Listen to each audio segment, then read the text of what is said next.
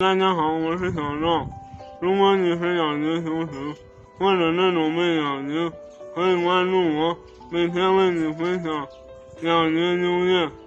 不少网友留言说，他养的精偶尔出现咳嗽，问咳嗽会不会影响热精生长？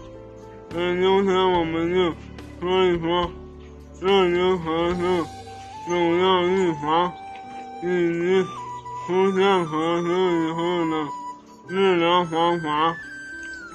首先说一下热精咳嗽不但影响它的生长，如果发展成肺炎或者浪肺的话，很可能会导致热精伤亡，所以大家一定要重视热精咳嗽的预防和治疗，一般就是用到这几种药。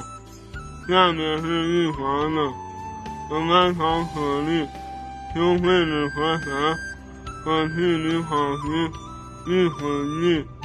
上面是发展成肺炎就必须给您打针了。牛羊浪肺康和牛羊咳喘血清。如果你们有需要的，可以和我联系。下面说一下热精咳嗽的预防。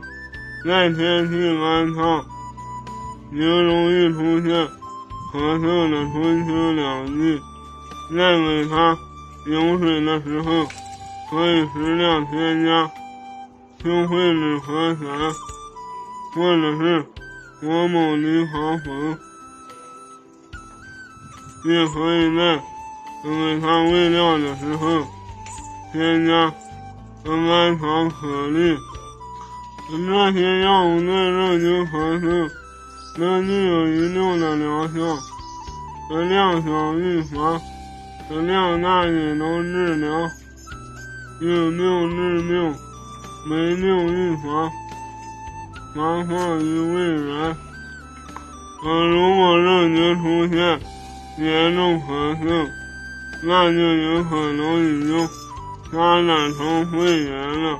这时候就必须给它肌肉注射，像牛羊浪肺康或者牛羊咳喘血清这样的药物了，连续用2-3天，一天2次。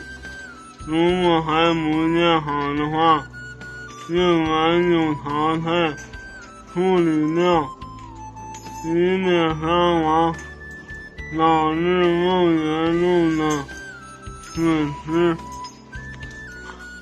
热精咳嗽一定不能忽视，一定要尽早发现，治疗的时候也容易些。